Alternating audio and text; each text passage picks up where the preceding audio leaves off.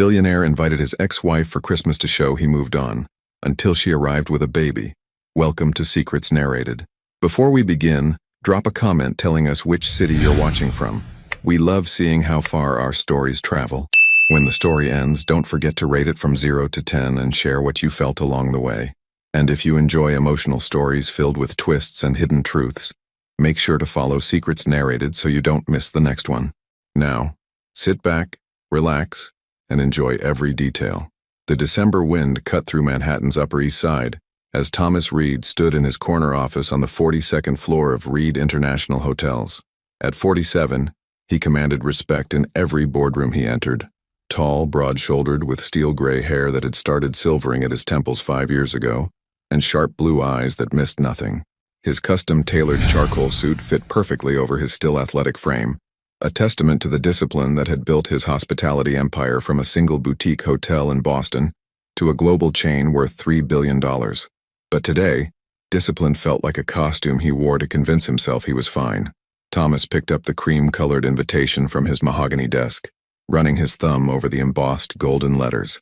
The Reed family Christmas gathering, an annual tradition that had continued even after his world shifted 1 year and 3 months ago. He hadn't spoken to Audrey Collins, his ex-wife, since their divorce was finalized. The separation had been civilized, almost eerily so.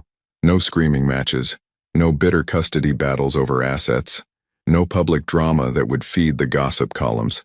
Just two people who had quietly acknowledged that the life they'd built together had somehow become a beautiful prison for both of them. Audrey had been 34 when they divorced, a brilliant curator at the Metropolitan Museum of Art with auburn hair that caught light like copper, intelligent green eyes, and a laugh that could fill any room. She was sophisticated, yet approachable, the kind of woman who could discuss Renaissance art with donors at a gala and then spend her Saturday afternoon reading to children at the local library. Thomas had fallen in love with her curiosity about the world, her passion for preserving history, and the way she'd listened to his dreams about expanding the business into Europe with genuine interest rather than polite obligation. But somewhere along the way, her dreams had gotten smaller while his got bigger. Museum events became secondary to investor dinners. Her exhibition openings were postponed when he needed her to accompany him to Dubai or Singapore. She never complained. Audrey wasn't the type to demand or manipulate. She simply adapted, like water finding its way around stone, until one day Thomas realized he hadn't asked her about her work in months. The conversation that ended their marriage lasted 3 hours and felt like 3 minutes. They sat in their penthouse apartment overlooking Central Park, and Audrey spoke with the same thoughtful care she used to describe a Monet painting. "I love you, Thomas. I always will," she had said, her hands folded in her lap. "But I don't love who I've become in this marriage, and I don't think you love who you've become either." She'd been right, of course. Audrey was always right about the important things. Now, holding the Christmas invitation, Thomas wondered if sending it was an act of maturity or masochism. His sister Margaret had insisted on including Audrey on the guest list. She was part of this family for 6 years, Margaret had argued during their weekly phone call. Longer than some of my college friendships. The divorce doesn't erase that. But Thomas knew his real motivation had nothing to do with family tradition. He wanted Audrey to see that he was fine. More than fine. He was thriving. The business had expanded into 3 new markets since their divorce. He'd lost 15 pounds, started sailing again, and had been photographed at several high-profile charity events with different accomplished women. Not relationships exactly, but evidence that Thomas Reed was moving forward. The invitation was proof. "See, Audrey, I don't need our marriage to be whole." His assistant, Janet, knocked and entered without waiting for permission, a privilege earned over 15 years of anticipating his needs before he voiced them. "The invitation was delivered to Miss Collins this morning," Janet reported, setting a cup of coffee on his desk. Her assistant confirmed receipt. Thomas nodded, surprised by the slight acceleration of his heartbeat. He'd expected relief, but instead felt like he'd just jumped out of a plane and wasn't sure if his parachute would open. 3 days passed before Audrey's response arrived.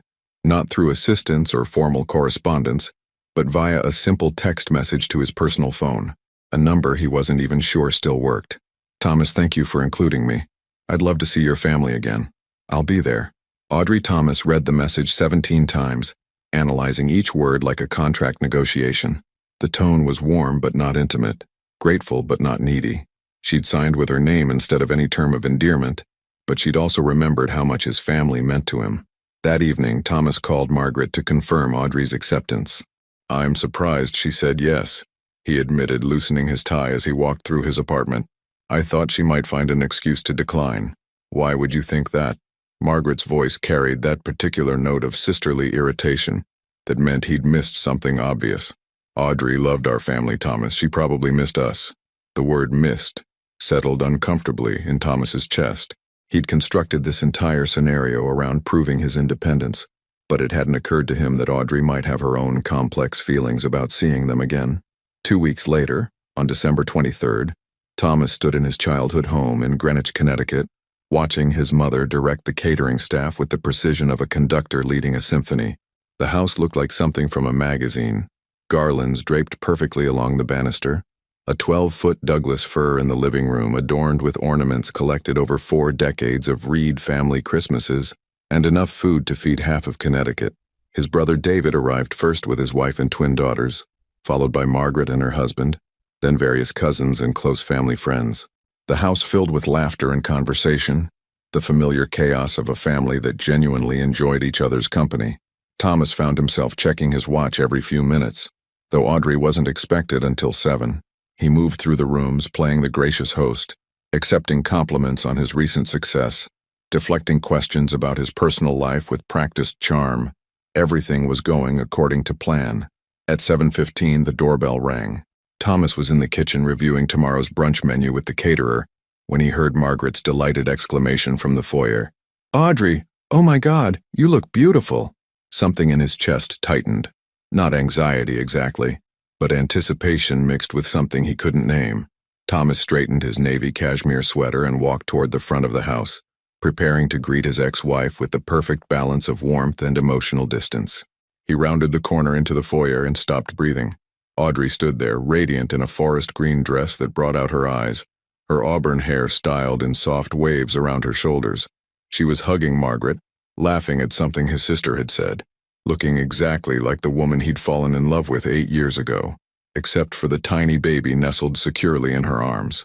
The infant couldn't have been more than a few months old, with a cap of dark hair and rosebud lips, sleeping peacefully against Audrey's chest, as if the whole world was just background noise to the safety of her embrace.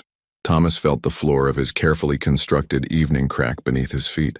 Audrey looked up and met his eyes across the foyer, and in that moment, he realized his invitation hadn't been about proving he'd moved on.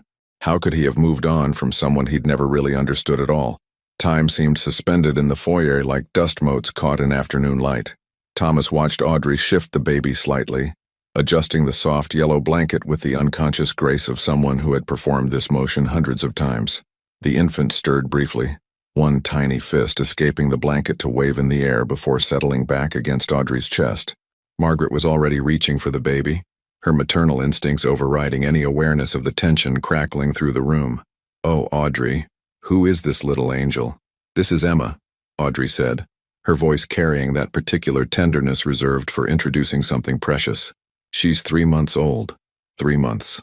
Thomas's mind immediately began calculating backwards, a habit from years of business negotiations where timing meant everything. 3 months meant Audrey had been pregnant during their divorce proceedings. 3 months meant she'd been carrying this secret while they sat in lawyers' offices dividing assets and discussing the dissolution of their life together. But as he watched Audrey's face, serene, proud, completely at ease, Thomas realized his calculations were missing something fundamental. There was no guilt in her expression, no defensive posture of someone hiding a betrayal. Instead, there was the quiet confidence of a woman who had made a deliberate choice and was completely at peace with it. "She's beautiful," Margaret whispered, gently stroking Emma's cheek. "Look at those perfect little fingers." "Thomas, come meet Emma." Walking across the foyer felt like moving through water. Thomas approached slowly, his business instincts warning him that this moment would somehow change everything, though he couldn't articulate how.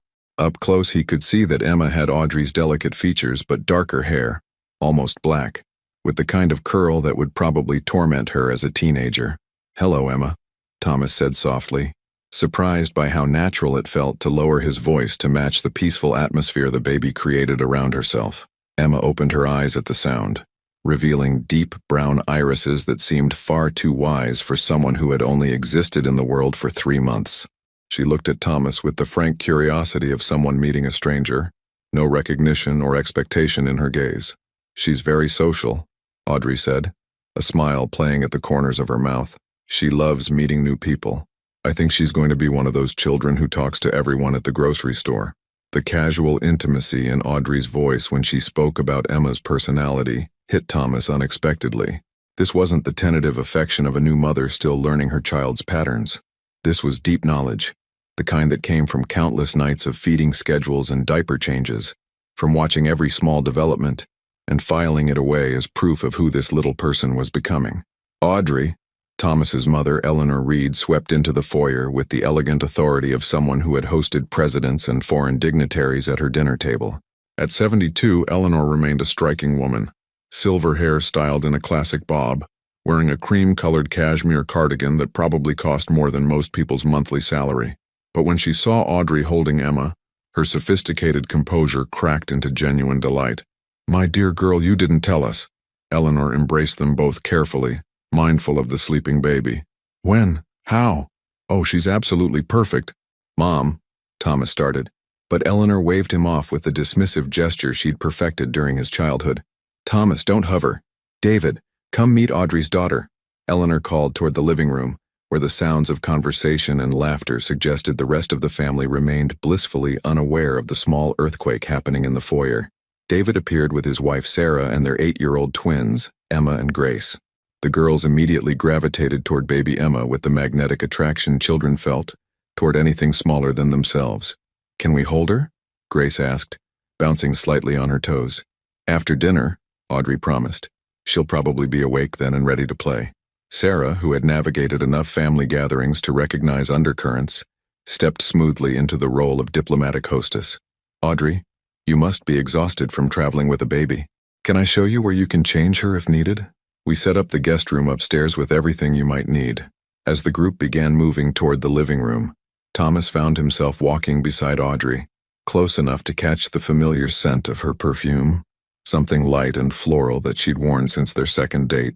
But underneath it was something new, the faint sweet smell of baby powder and that indefinable scent of infant that somehow triggered protective instincts even in strangers. "She's beautiful, Audrey," Thomas said quietly, his voice carefully neutral. "Truly." Audrey glanced at him, and for a moment he saw something flicker across her face. Not guilt or defiance, but perhaps a kind of sadness. "Thank you. She's the best thing I've ever done." The simplicity of her statement hit him like a physical blow. Not the best thing that had happened to her, but the best thing she had done. Active, intentional, chosen. They entered the living room where the Christmas tree dominated one corner, its lights casting warm golden shadows across the assembled family.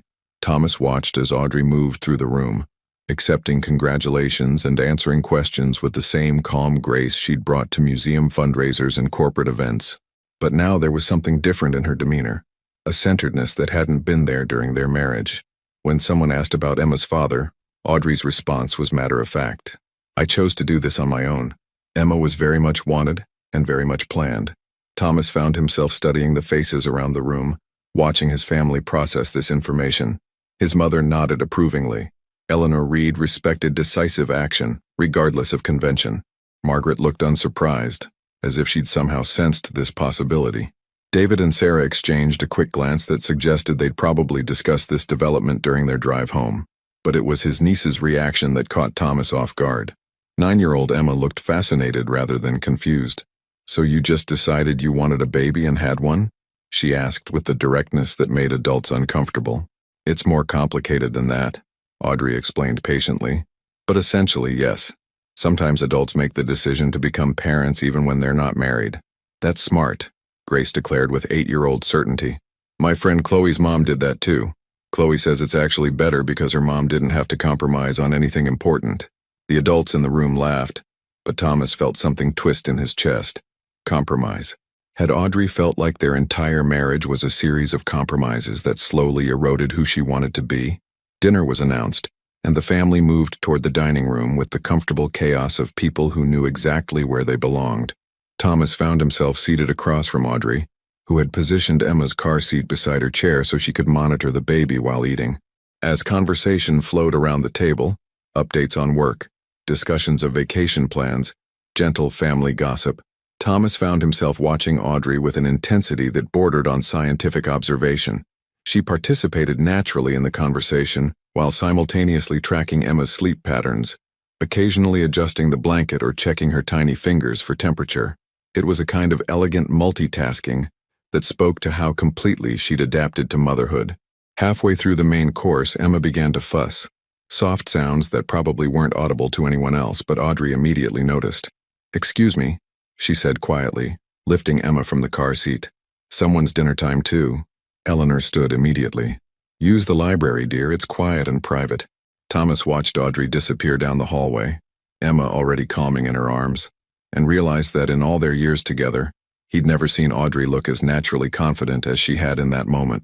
Not uncertain, not apologetic, not asking permission, just a woman who knew exactly what needed to be done and how to do it. "She looks happy," Margaret said quietly, following his gaze. "Yes," Thomas agreed, though the word felt inadequate. "She does." What he didn't say was that Audrey looked like someone who had finally found the life she was meant to be living, and that realization was far more unsettling than any jealousy or anger would have been. Because if Audrey had needed to leave their marriage to become this version of herself, what did that say about the 6 years they'd spent together? The library had always been Thomas's refuge during childhood. Floor-to-ceiling mahogany shelves lined with first editions and family photographs, leather armchairs positioned near the fireplace, and tall windows that overlooked his mother's prize-winning rose garden. Now, standing in the doorway, he watched Audrey settle into the wingback chair by the window, Emma cradled against her chest with a familiarity that spoke of countless feeding sessions. Audrey looked up when she sensed his presence, and for the first time that evening, something uncertain flickered across her face. "I'm sorry," Thomas said quickly. "I didn't mean to interrupt, I just wanted to check if you needed anything." "It's fine," Audrey replied, though she adjusted Emma's position slightly, creating a more private cocoon. "She's almost finished anyway." Thomas hesitated in the doorway, caught between the politeness of leaving and an inexplicable need to understand what he was witnessing. This intimate domestic scene felt both foreign and familiar. Foreign because he'd never seen Audrey in this maternal role. Familiar because the setting was the same room where they'd spent countless evenings during visits to his family home. "May I?" he asked, gesturing toward the chair across from her. Audrey nodded, and Thomas settled into the leather chair where he'd once read bedtime stories to his nieces, where he'd proposed to Audrey 7 years ago on a snowy December evening much like this one. The irony of the location wasn't lost on him. Emma had finished eating and was now gazing around the room with that alert curiosity babies displayed when they were content and well-fed. Audrey lifted her to her shoulder, beginning the gentle patting ritual that Thomas remembered watching his sister-in-law perform with his nieces. "She's very calm," Thomas observed, genuinely impressed by Emma's easy temperament. David's twins were much more demanding at this age. Audrey smiled, the first completely relaxed expression he'd seen from her since she arrived. "She has her moments, believe me. But yes, she's generally pretty easygoing. The pediatrician says some babies are just born with a naturally sunny disposition." "Like her mother," Thomas said without thinking, then felt heat rise in his face. The comment was too intimate, too much of a callback to their shared past. But Audrey didn't seem uncomfortable. Instead, she tilted her head slightly, considering his words. "I wasn't always sunny, Thomas. You know that." She was right, of course. During the last 2 years of their marriage, Audrey had grown increasingly quiet, more likely to agree than to offer her own opinion, more inclined to adapt her schedule to his than to advocate for her own needs. He'd attributed it to the natural evolution of a long-term relationship, the way couples learn to accommodate each other's rhythms. Now, watching her confident ease with Emma, he wondered if what he'd interpreted as harmony had actually been Audrey slowly disappearing. "Can I ask you something?" Thomas said, his business instincts warning him that this was dangerous territory, but his personal curiosity overriding caution. Audrey adjusted Emma against her shoulder, buying herself a moment before responding. "Depends on the question. When did you decide? About having a baby, I mean." The question hung in the air between them, loaded with implications neither of them was quite ready to address directly. Audrey was quiet for so long that Thomas began to regret asking, but finally she spoke. "About 6 months after our divorce was finalized," she said carefully. "I was in therapy, which I probably should have done years earlier, and my therapist asked me what I wanted my life to look like in 5 years. I realized I'd never actually asked myself that question before. Thomas felt something cold settle in his stomach. In 6 years of marriage, had he ever asked Audrey what she wanted her life to look like? Or had he simply assumed she'd want whatever future he was building for them? I'd always wanted children, Audrey continued, her voice taking on the thoughtful tone he remembered from their early dates when she'd explained the historical significance of a painting or sculpture. But somewhere along the way, that want got postponed. First we wanted to establish our careers, then you were expanding into international markets, then there was always another business milestone that needed to be reached first. I thought we both agreed, Thomas started, but Audrey held up a gentle hand. We did agree. Every time. I agreed because I wanted to be supportive, because I believed in your vision, because I thought there would always be time later. She paused, adjusting Emma's blanket with the automatic precision of someone whose hands knew exactly what to do. But therapy helped me realize that I was waiting for permission to want what I wanted, and the only person who could give me that permission was me. Emma made a soft sound. Not distress, just the kind of sleepy murmur that indicated she was ready to drift off again. Audrey shifted her to the crook of her arm, and Thomas watched Emma's eyes flutter closed with the complete trust of someone who had never known anything but safety. So you decided to do it alone, Thomas said, trying to keep any judgment out of his voice. I decided to do it intentionally, Audrey corrected. I researched fertility clinics, spoke with counselors, planned financially for single parenthood. I thought about it for 8 months before I made the appointment. This wasn't an impulse decision, Thomas. It was the most carefully considered choice I've ever made.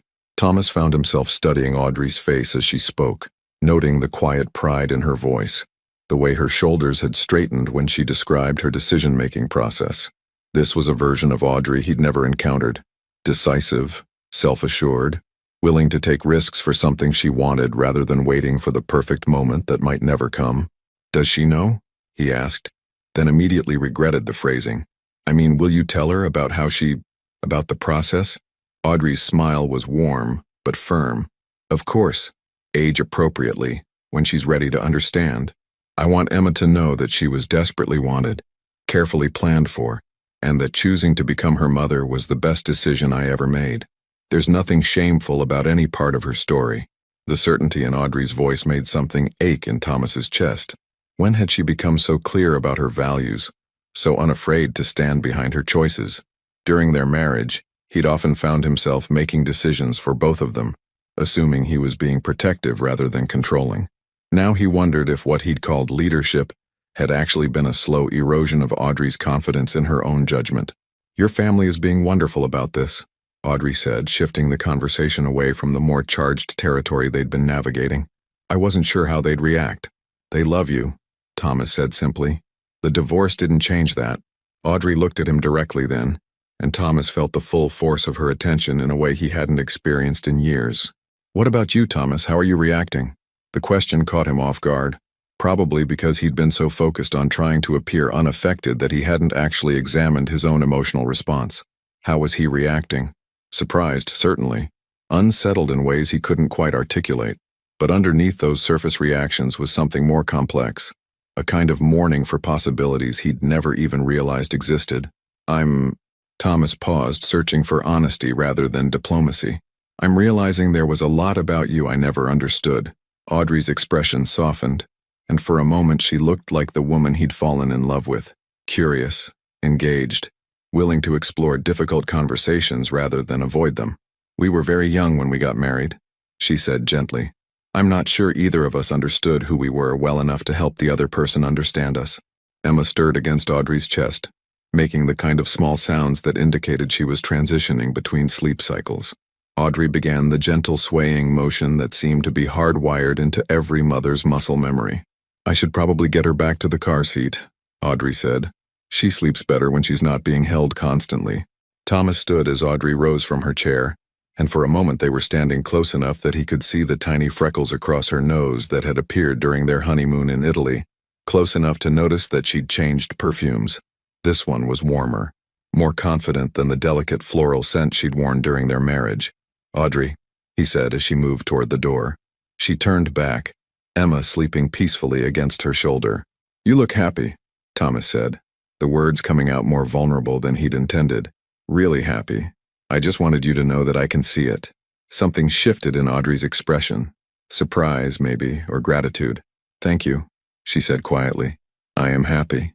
For the first time in a long time, I'm exactly where I'm supposed to be.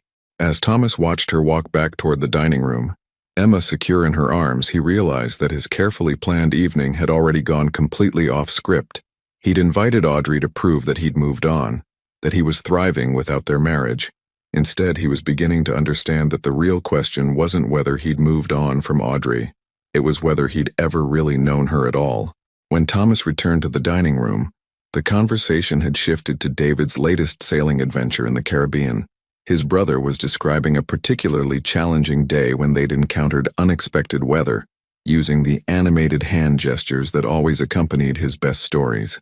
The family listened with the indulgent attention of people who'd heard similar tales before, but still enjoyed David's enthusiasm.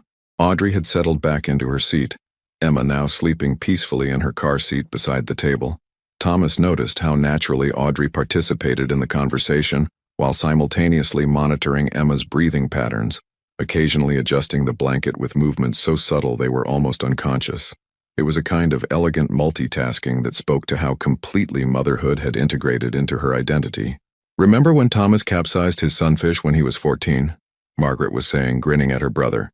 Dad had to rescue him with the motorboat because he was too embarrassed to swim to shore in front of the sailing instructor. I was not embarrassed, Thomas protested, settling back into his chair. I was being strategic. The water was freezing. You were being dramatic, Eleanor corrected with the fond exasperation of a mother who'd witnessed decades of her children's various attempts at maintaining dignity. You sat on that overturned boat for 20 minutes like you were waiting for the Coast Guard. The family's laughter felt warm and familiar, the kind of gentle teasing that came from a lifetime of shared experiences. Thomas found himself relaxing into the rhythm of it until he noticed Audrey watching him with an expression he couldn't quite decipher. During their marriage, Audrey had always seemed slightly outside these family moments, not unwelcome but not quite native to their particular brand of affectionate chaos. She'd participated politely, laughed at the right moments, but Thomas had always sensed a reserve in her, as if she were translating the experience rather than simply living it. Now, though, she looked completely at ease, not performing belonging but actually belonging. What about you, Audrey? Sarah asked, cutting into a slice of Eleanor's famous apple tart. Any sailing disasters in your past? Audrey smiled, shifting slightly so she could see Emma while talking. I'm actually a terrible sailor. The one time Thomas took me out on his boat, I spent the entire afternoon convinced we were going to capsize. I think I may have left permanent finger marks on the safety rail. That's not true, Thomas said, surprised by the memory surfacing so clearly. You loved it once you relaxed. You said the water looked like liquid emeralds. I did say that, Audrey agreed, and something in her tone made Thomas look at her more carefully. I had forgotten you remembered. The comment hung in the air with unexpected weight. Thomas realized he'd been unconsciously cataloging moments like this all evening. Small details about Audrey that he'd stored away without thinking about them. Fragments of their shared history that apparently meant more to him than he'd admitted to himself. Speaking of sailing, David interjected, clearly sensing the conversational current needed redirecting. Thomas, are you still planning that yacht charter in the Mediterranean this spring? Thomas had completely forgotten about the trip he'd booked 6 months ago. A sailing tour through the Greek islands that was supposed to represent his liberation from married life, his return to the adventures he'd enjoyed before settling down. Yes, he said automatically, though I'm not sure about the timing anymore. Business conflicts? Eleanor asked with the knowing tone of someone whose son had been canceling personal plans for business reasons his entire adult life. Thomas started to nod, then caught himself. The truth was that the idea of sailing through the Mediterranean alone, or with whatever attractive companion he might invite, no longer held the appeal it had when he'd made the reservation. Somewhere between booking the trip and this moment, his vision of what constituted an ideal vacation had shifted in ways he couldn't quite explain. Just reconsidering, he said finally. Emma stirred in her car seat, making soft sounds that weren't quite crying but indicated she was transitioning back toward wakefulness. Audrey immediately leaned over, her attention shifting with the automatic focus of someone whose primary responsibility was always listening for these subtle cues. Someone's ready for her evening social hour, Audrey said, lifting Emma from the car seat with practiced efficiency. Emma's eyes opened, bright and alert. scanning the faces around the table with the frank curiosity Thomas was beginning to recognize as characteristic. "May I hold her?" Eleanor asked, extending her arms with the confidence of a woman who'd successfully raised 3 children and helped with numerous grandchildren. Audrey transferred Emma to Eleanor's arms, and Thomas watched his mother's face transform as she looked down at the baby. Eleanor had always been elegant, controlled, the kind of woman who could host a dinner party for 30 without breaking a sweat. But holding Emma brought out something softer, more unguarded. "Hello, beautiful girl," Eleanor murmured, automatically beginning the gentle swaying motion that seemed to be universal among women who'd spent time with infants. "Aren't you just perfect?" Emma stared up at Eleanor with solemn attention, as if she were memorizing this new face for future reference. Then, unexpectedly, she smiled. Not gas, not a reflexive expression, but a genuine social smile that lit up her entire face. The effect on the table was immediate. Even David, who was typically more interested in boats than babies, leaned forward to get a better look. "She's flirting with you, Mom," Margaret laughed. "Look at that smile. She knows quality when she sees it," Eleanor said with mock seriousness, though her voice was warm with genuine delight. "Smart girl." Thomas found himself studying the scene with an intensity that surprised him. This was what he'd imagined when he'd sent the invitation. His family, his home, everyone gathered around his table sharing affection and laughter. But he'd envisioned himself at the center of it, the successful host who'd created this perfect evening. Instead, he felt like an observer at his own gathering, watching Audrey integrate seamlessly into his family's dynamics, while he struggled to understand his place in the picture. "She's beautiful, Audrey," his father said quietly. Robert Reed rarely spoke during family dinners, preferring to listen and observe, but when he offered an opinion, everyone paid attention. "You can see the intelligence in her eyes already." "Thank you," Audrey said, and Thomas could hear the genuine pleasure in her voice. "She's very alert. The pediatrician says she's meeting all her developmental milestones early." Pride. That was what Thomas heard in Audrey's voice, the quiet satisfaction of someone who'd taken on the enormous responsibility and was succeeding at it. During their marriage, Thomas wasn't sure he'd ever heard Audrey speak about her own achievements with such unqualified confidence. "What's her schedule like?" Sarah asked with the practical curiosity of an experienced mother. "Is she sleeping through the night yet?" As Audrey launched into a detailed description of Emma's sleep patterns, feeding schedule, and emerging personality traits, Thomas realized he was witnessing something he'd never seen during their marriage. Audrey holding court. Not performing or accommodating or deferring to others' expertise, but speaking with authority about something she knew intimately and cared about deeply. He tried to remember if there had ever been a subject during their marriage that had brought out this kind of confident expertise in Audrey. Art history, certainly. She could discuss Renaissance techniques or modern installations with the same kind of detailed knowledge she was now applying to infant development. But had he ever really listened when she talked about her work? Or had he been waiting for his turn to speak, mentally preparing his own contributions to the conversation? Emma began to fuss slightly in Eleanor's arms, and Audrey immediately stood. "She's probably ready for a diaper change," she explained, accepting Emma back from Eleanor. "Could I use one of the upstairs bedrooms?" "Of course, dear," Eleanor said. "The guest room has everything you need." As Audrey headed upstairs with Emma, the conversation continued around the table, but Thomas found his attention fragmenting. He was physically present but mentally following Audrey's footsteps to the second floor, imagining her settling Emma on the bed, talking to her in the soft narrating voice he'd overheard mothers use when they were alone with their babies. "You're being awfully quiet tonight," Margaret observed, leaning closer to Thomas. "Everything all right?"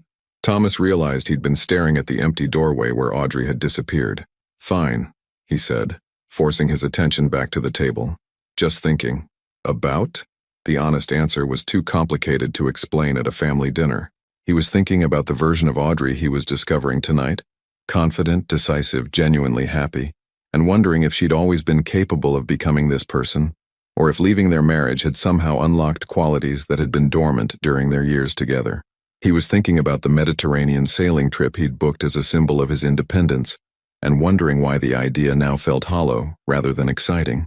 He was thinking about the way Audrey had looked at Emma in the library, not just with love, but with the deep satisfaction of someone who'd found exactly what they were meant to be doing with their life.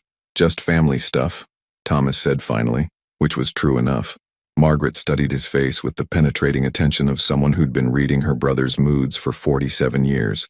"Thomas," she said quietly, so the conversation wouldn't carry to the rest of the table. You know this doesn't change anything, right? Audrey having a baby doesn't reflect on you or your marriage. People's lives move forward in different directions. The kindness in his sister's voice made something tight in Thomas's chest loosen slightly. Margaret was trying to offer comfort, assuming he was struggling with jealousy or feeling displaced by Audrey's new role as a mother. But that wasn't quite right.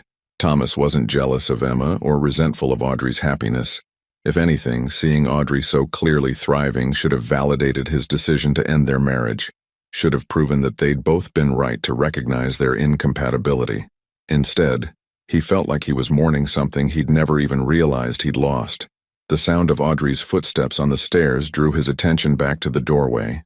She appeared a moment later with Emma, who was now wide awake and looking around the room with bright interest. "Someone's ready for her public," Audrey announced, and Thomas could see the genuine joy in her expression as she looked at her daughter. As Audrey settled back at the table and Emma was passed around for more admiration, Thomas realized what he was really mourning. Not the end of his marriage, but the recognition that he'd never truly understood the woman he'd been married to. And now, watching her navigate motherhood with such natural grace, he was beginning to suspect he'd lost something far more valuable than he'd ever imagined. After dinner, the family migrated to the living room for what Eleanor called proper Christmas socializing, an evening ritual that involved coffee, cognac, and the kind of relaxed conversation that only happened when people had nowhere else they needed to be. The Christmas tree dominated the space, its lights casting warm shadows across the Persian rugs and antique furniture that had been in the Reed family for 3 generations.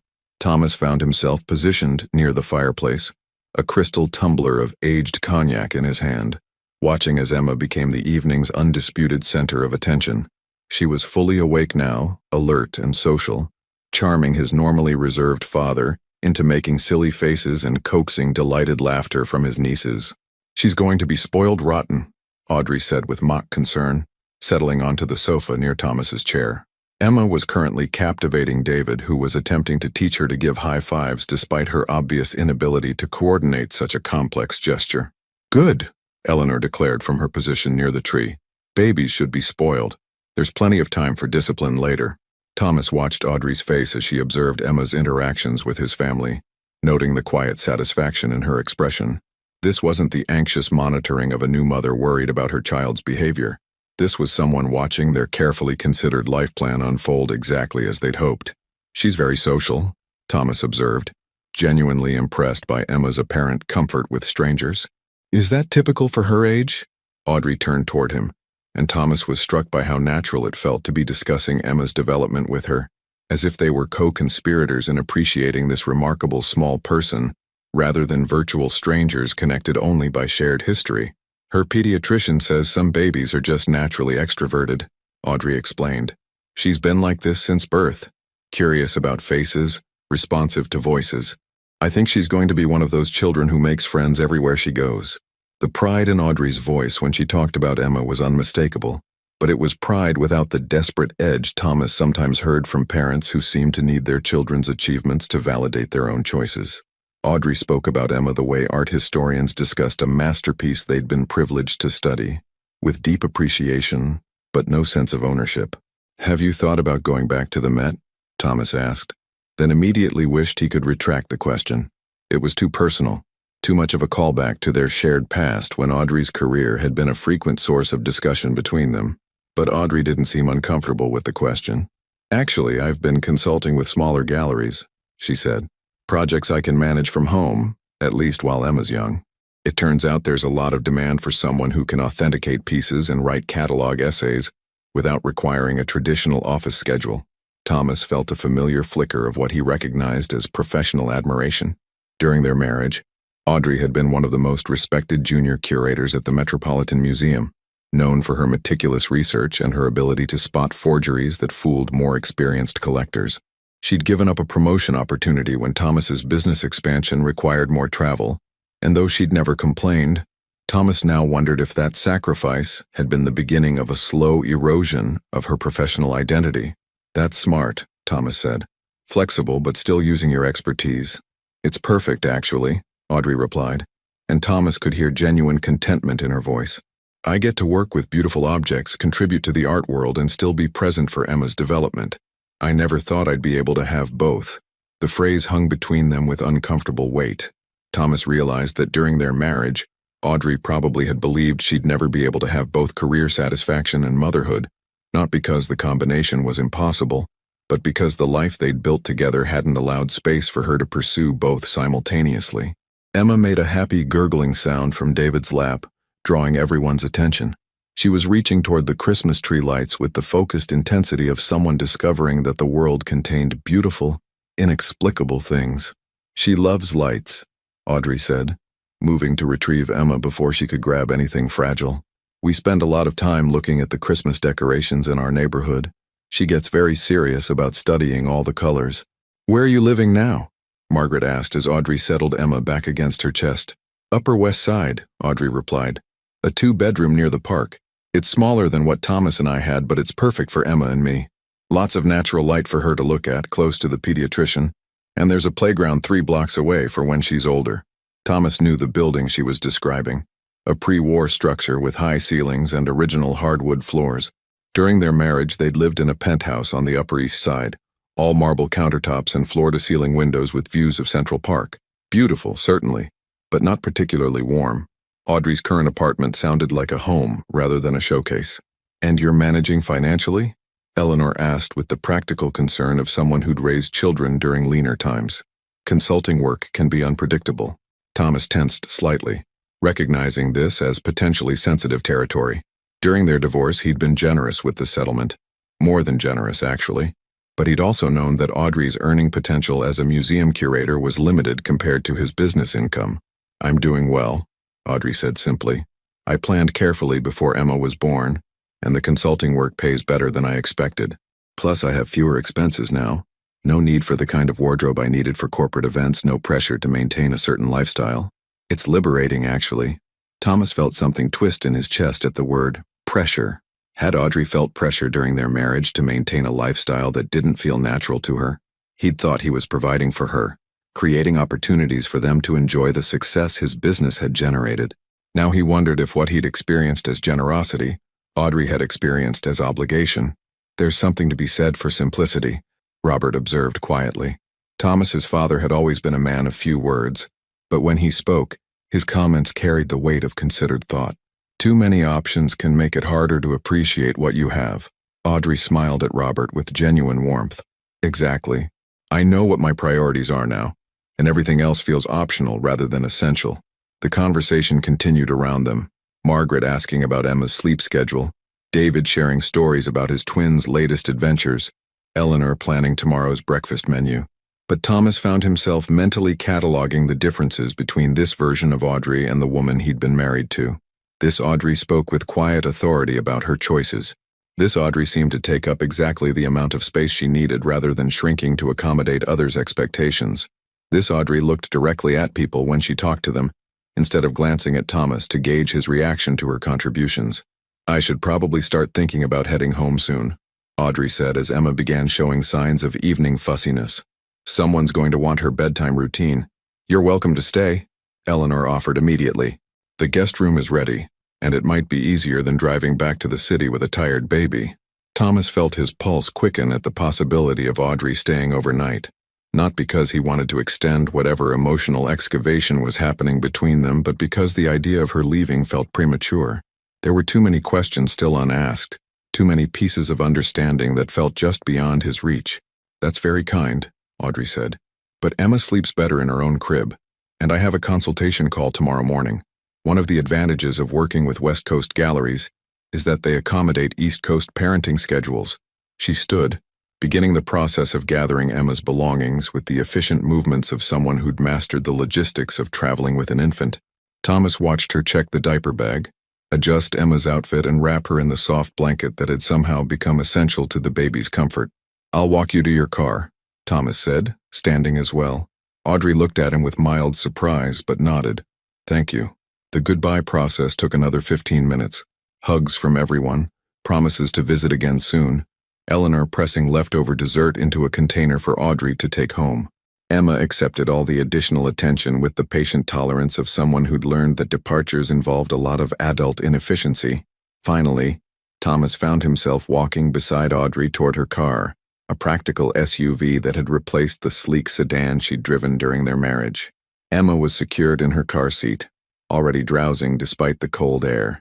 "Thank you for including me tonight," Audrey said as they reached her car. "Your family has always been important to me." "They love you," Thomas replied, then added more quietly, "We all do." Audrey looked at him directly, and in the glow from the streetlight, Thomas could see something complicated in her expression.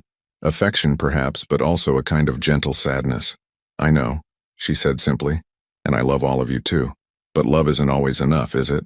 The question hung in the cold air between them like visible breath. Thomas knew she was referring to their marriage, to the slow dissolution of something that had begun with genuine affection, but had somehow become insufficient to sustain the life they were trying to build together. "Audrey," Thomas said, though he wasn't sure what he wanted to follow the word. She waited, her hand on the car door handle, giving him space to continue if he chose to. "I think I'm finally understanding what I lost," he said, the words coming out more honestly than he'd intended. Audrey's expression softened, but there was no triumph in it, no sense of vindication. Instead, she looked at him with the kind of compassionate clarity that suggested she'd already processed whatever grief she'd needed to feel about their marriage. "You didn't lose me, Thomas," she said gently. "You lost the version of me that I was trying to be for you, but I don't think either of us knew how to let me be who I actually was." She got into her car, started the engine, and drove away into the December night, leaving Thomas standing in his parents' driveway, with the devastating realization that she was absolutely right. Thomas stood in his parents' driveway long after Audrey's taillights disappeared around the corner, the December cold seeping through his cashmere coat without him noticing. Her words echoed in his mind with the devastating clarity of a truth that couldn't be unheard. "You lost the version of me that I was trying to be for you." The front door opened behind him, spilling warm light across the snow-dusted gravel. "Thomas?" Margaret's voice carried the gentle concern of someone who'd witnessed the entire goodbye from the living room window. "You're going to freeze out here." He turned toward his sister, noting the way her expression shifted as she registered whatever she saw in his face. Margaret had always been perceptive about emotional undercurrents, a skill honed by years of managing family dynamics and reading the moods of her teenage daughters. "I'm fine," Thomas said automatically, though they both knew it was a deflection rather than the truth. "Come inside," Margaret said, stepping out onto the porch despite the cold.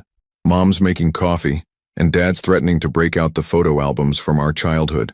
You know how dangerous that gets." Thomas allowed himself to be guided back into the house, but the warmth and familiar comfort of his childhood home felt strangely foreign now. The living room looked exactly the same as it had an hour ago. Same Christmas tree, same arrangement of furniture, same family members settling into their usual evening patterns, but something fundamental had shifted in his perception of it all. Eleanor looked up as they entered, her maternal instincts immediately detecting the change in Thomas's demeanor. "Everything all right, dear?" "Just saying goodbye," Thomas replied, settling into his chair by the fireplace. But the words felt inadequate to describe what had actually transpired in those few minutes beside Audrey's car. David, who was helping his daughters with a complex jigsaw puzzle spread across the coffee table, glanced up with the casual attention of someone accustomed to family members having minor emotional moments. "Emma's a charmer. Audrey's done a beautiful job with her." "Yes," Thomas agreed, then found himself adding, "She has." But even as he spoke, Thomas realized he was thinking about more than Audrey's success as a mother. She'd done a beautiful job with her entire life, the careful planning, the thoughtful decision-making, the courage to pursue what she wanted rather than what was expected. Emma was just the most visible evidence of a transformation that had been happening all along. "It must have been strange," Sarah said quietly, her voice carrying the diplomatic tone she used when navigating sensitive family territory, "seeing her with a baby. That's a big change."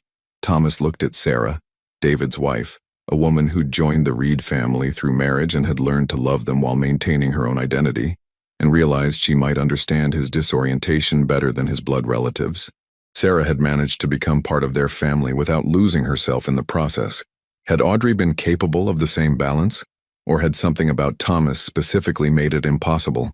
"It wasn't strange," Thomas said slowly. testing the honesty of his words as he spoke them. It was clarifying. Margaret raised an eyebrow at his choice of words but didn't push for explanation. The Reed family had always respected each other's need to process emotions at their own pace. Eleanor, however, had less patience for emotional circumnavigation. "Thomas, you look like someone who's had an important realization. Would you like to talk about it?" Thomas considered deflecting again, maintaining the polite fiction that the evening had been simply a pleasant family gathering with no deeper implications. But sitting in this room where he'd spent countless holidays, surrounded by people who'd known him since childhood, pretense felt both pointless and exhausting. "I think," Thomas said carefully, "I'm beginning to understand that I was a different person in my marriage than I thought I was." The room grew quiet, except for the soft crackling of the fireplace and the whispered conversation of his nieces over their puzzle. Even they seemed to sense that the adults were discussing something significant. "How so?" Eleanor asked gently. Thomas took a sip of cognac, buying himself time to organize thoughts that felt too complex for easy articulation. "I always believed I was supportive of Audrey's career, her interests, her goals. I thought I was being protective when I suggested she skip events that might conflict with business trips, or understanding when I asked her to prioritize social obligations that would help the company. I told myself I was including her in my success." He paused, noting the careful attention his family was paying to his words. These were people who loved him, who wanted him to be happy, but who were also intelligent enough to recognize the implications of what he was describing. But tonight, listening to her talk about her life now, about her work and her decisions, I realized that she never stopped being herself during our marriage. She just stopped expressing herself, and I never noticed the difference. Margaret leaned forward slightly, her expression thoughtful. "What do you mean?" "I mean that the woman I saw tonight, confident, decisive, genuinely happy, she was always there, but somehow in our marriage, she became smaller, quieter, more accommodating. And I told myself that was maturity, that was us learning to work as a team." Thomas set down his glass, the cognac suddenly tasting bitter. "But really, I think she was just disappearing."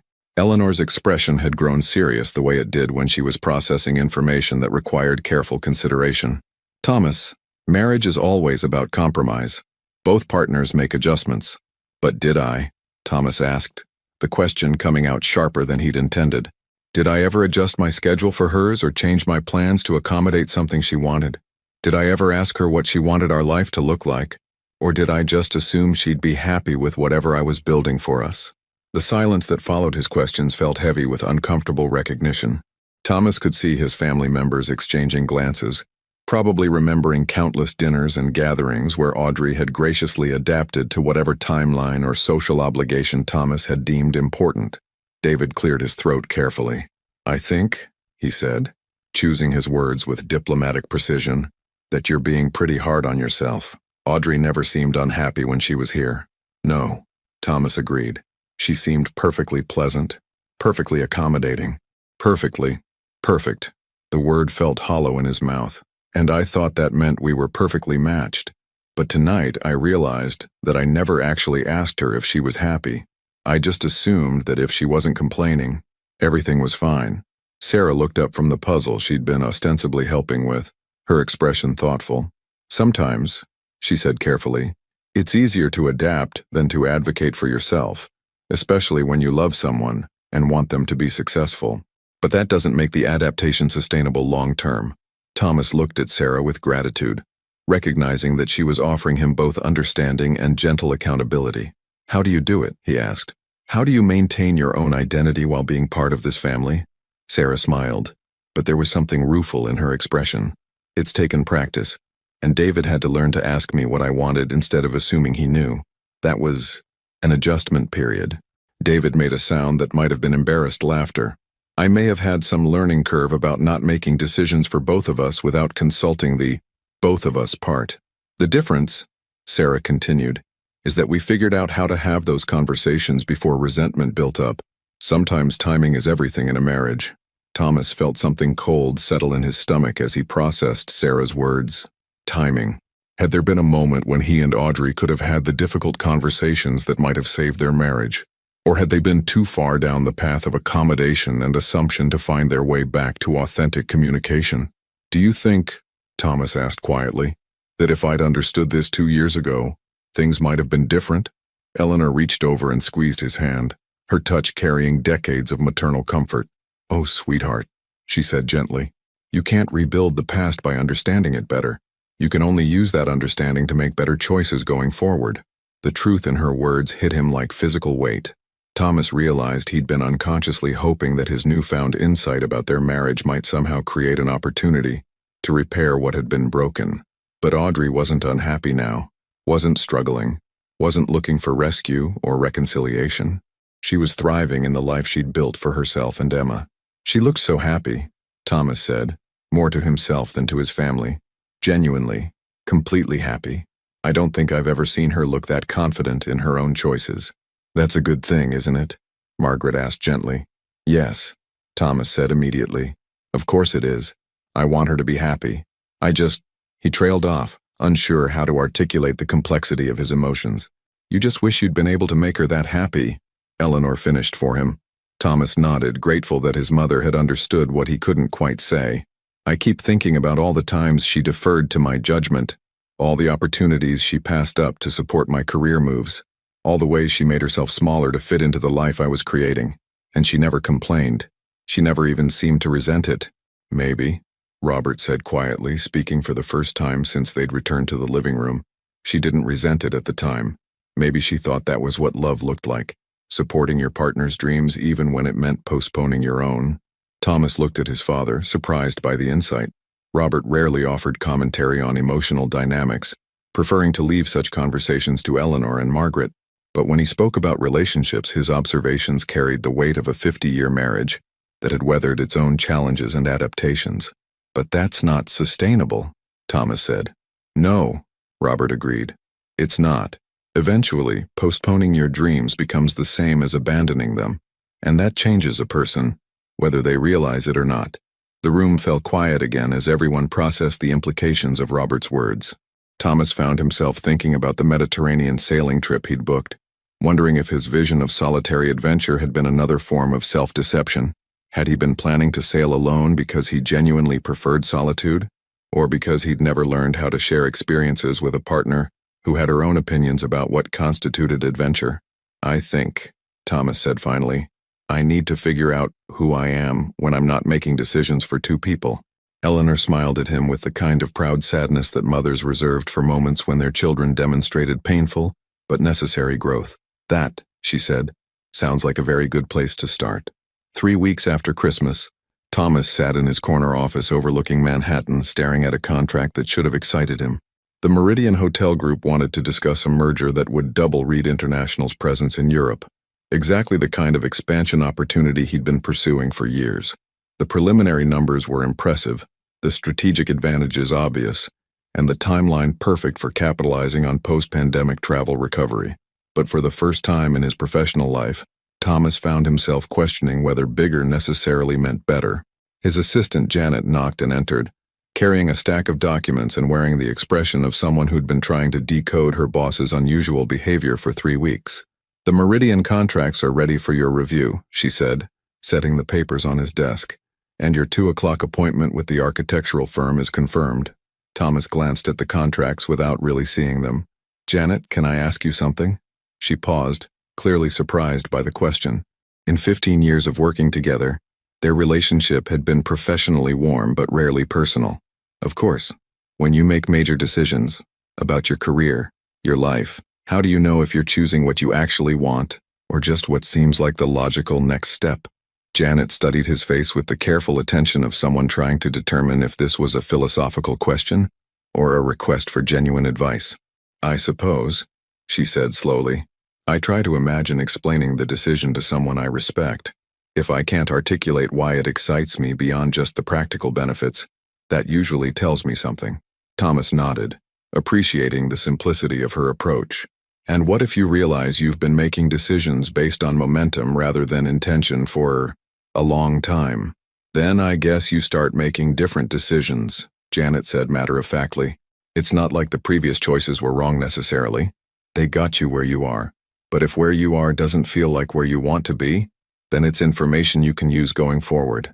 After Janet left, Thomas found himself thinking about momentum versus intention. For the past 20 years, his professional choices had followed a clear trajectory: grow the business, expand into new markets, increase revenue, acquire competitors.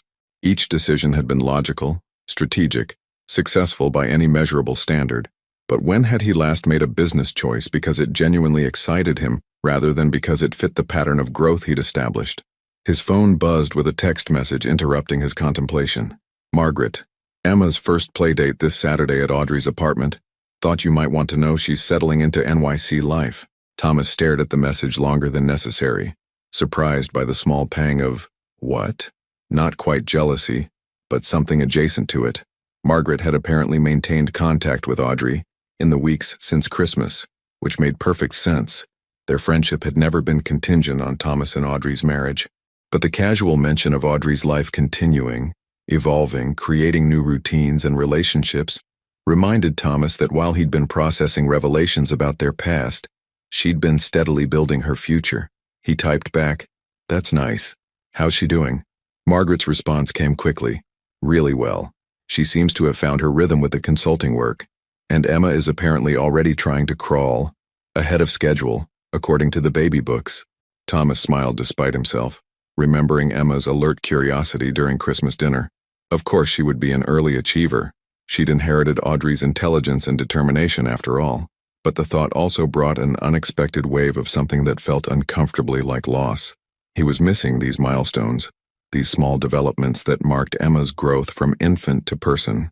Not because he had any right to witness them, but because he'd somehow become invested in this small human's progress during a single evening.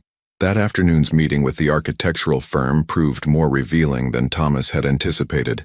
The project was a redesign of the flagship Reed International Hotel in Boston, a property that had been in his family since his grandfather's time, the foundation upon which the entire business had been built.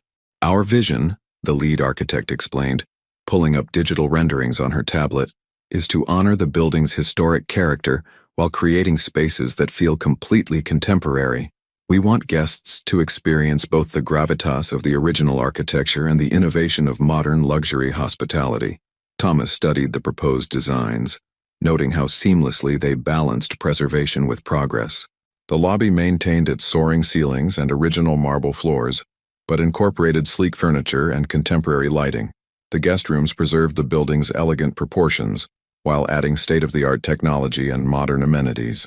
"It's about respecting what came before while making space for what's possible now," the architect continued. "Sometimes the most revolutionary thing you can do is know which elements deserve to be preserved and which ones need to evolve." The comment hit Thomas with unexpected force. He found himself thinking about his conversation with Audrey on Christmas night, about her observation that some endings weren't failures but liberations. Maybe the same principle applied to other areas of life. Maybe knowing when to preserve and when to evolve was a skill that extended beyond architecture and interior design. "How do you determine what to preserve?" Thomas asked. "We look for elements that serve both functional and emotional purposes," the architect explained. "Features that not only work well, but that create meaningful connections for the people who experience the space. Sometimes what seems outdated is actually timeless, and sometimes what seems essential is just habitual." Thomas nodded, but his mind was working on a different level entirely. How much of his life was built on elements that served genuine purposes versus things that had simply become habitual? The penthouse apartment where he lived alone, the social obligations that filled his calendar, the business expansion strategies that followed predictable patterns. How much of it reflected intentional choice versus momentum? That evening, instead of staying late at the office as had become his routine, Thomas found himself walking through Central Park as winter darkness fell across the city. The pathways were nearly empty, lit by vintage-style street lamps that cast pools of warm light across the snow-covered grounds. He ended up at the reservoir, looking out across the water toward the west side skyline. Somewhere in that direction, Audrey was probably settling Emma into her evening routine, maybe reading to her, or singing the kind of lullabies that would become foundational memories. The life she was building seemed so purposeful, so aligned with what she actually wanted rather than what circumstances had arranged for her. Thomas pulled out his phone and, before he could second-guess the impulse, found Audrey's contact information. They hadn't spoken since Christmas night, and he wasn't even sure what he wanted to say. But something about the combination of the architectural meeting and the peaceful evening walk had left him feeling like he needed to. What? Apologize? Explain? Simply acknowledge what he was beginning to understand? He typed, "I've been thinking about what you said on Christmas night, about losing the version of you that you were trying to be for me. I think I'm finally starting to understand what that meant." He hesitated before sending it, recognizing that reaching out to his ex-wife with emotional insights probably violated several unspoken rules of post-divorce etiquette. But the message felt important in a way that transcended social convention, so he pressed send before he could overthink it. Audrey's response came 20 minutes later. "That's a hard thing to realize about yourself. How are you processing it?" The kindness in her response, no judgment, no triumph, just genuine curiosity about his emotional experience, reminded Thomas of one of the qualities that had made him fall in love with her in the first place. Audrey had always been generous with her attention when someone was struggling to understand something important. He wrote back, "I think I'm realizing that I've been living according to a blueprint I created years ago, without questioning whether it still fits who I am or what I actually want. Does that make sense?" "Perfect sense," came her reply. "I spent a lot of time in therapy working through similar questions. It's uncomfortable but ultimately freeing." Thomas found himself smiling at his phone, struck by how natural this conversation felt despite everything that had happened between them. This was the Audrey he remembered from their early relationship, thoughtful, insightful, willing to engage with complex emotional territory without trying to fix or judge. "Can I ask you something?" he typed. "Of course. How do you know when you're making choices that are authentically yours versus choices that just seem like what you should want?" The response took longer this time, and when it came, it carried the weight of careful consideration. "I think authentic choices feel scary and exciting at the same time. Safe choices just feel logical. The difference is whether you're moving toward something you want or away from something you're afraid of." Thomas read her message 3 times, letting the distinction settle into his consciousness. Moving toward versus moving away from. How many of his recent decisions had been motivated by fear of stagnation rather than genuine desire for what lay ahead? "Thank you," he wrote. "This helps more than you probably know." "You're welcome." "And Thomas, it's never too late to start making different choices. Emma is proof of that for me." As Thomas walked home through the quiet streets of Manhattan, Audrey's words echoed in his mind with the weight of possibility. It's never too late to start making different choices. For the first time in months, maybe years, Thomas felt like he was walking toward something rather than simply following the path he'd always been on. The question now was figuring out what that something might be. 6 weeks had passed since Christmas, and Thomas was discovering that questioning everything you'd assumed about your life was both liberating and terrifying. The Meridian merger sat unsigned on his desk, not because the deal wasn't profitable, but because every time he looked at the contracts, he felt like he was signing up for more of the same exponential growth that had somehow stopped feeling like progress. Instead, he found himself drawn to smaller, more unusual opportunities. Like the email he was currently reading from a boutique hotel in Tuscany, whose owner wanted to discuss a partnership rather than an acquisition. "Villa Serena represents everything we believed hospitality could be before the industry became obsessed with scalability," the owner had written. "We're looking for a partner who understands that some experiences become more valuable when they remain intimate rather than replicated." Thomas reread the message, intrigued by the philosophy behind it. During their marriage, he and Audrey had stayed at Villa Serena during their 5th anniversary trip, a small property with 12 rooms, each one unique, where the staff knew every guest's name, and the chef prepared meals based on whatever looked best at the local market that morning. Audrey had loved it specifically because it felt like discovering a secret rather than checking into a hotel chain. His phone rang, interrupting his contemplation. Margaret's name appeared on the screen. "Please tell me you're not working on a Saturday," his sister said without preamble. "I'm reading," Thomas replied, which was technically true. "What's going on?" "Emma's having her first playdate today, and Audrey invited the whole family to join afterward. Nothing formal, just coffee and catching up. Are you interested?"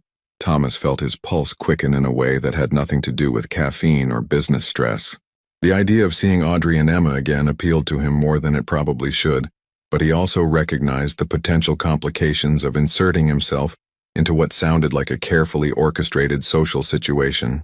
"I don't want to impose," he said carefully. "This is Audrey's event." "Thomas," Margaret's voice carried the patient exasperation of someone who'd been managing family dynamics for decades. Audrey specifically asked if you might want to come. She said, and I quote, "Thomas is welcome if he'd like to see how Emma's progressing." The invitation felt both casual and loaded with subtext. Thomas found himself wondering what Audrey's motivation was: genuine friendliness, politeness, or something more complex that he wasn't equipped to decode over the phone. "What time?" he asked, making the decision before he could overthink it. 2 hours later, Thomas stood outside a pre-war building on the Upper West Side, holding a small wrapped package and questioning his judgment. He'd stopped at a boutique toy store and spent 20 minutes selecting what the salesperson assured him was an appropriate gift for a 5-month-old. A soft musical toy that played classical melodies when squeezed. The lobby was elegant but comfortable. Original marble floors but furnished with pieces that invited lingering rather than demanding reverence.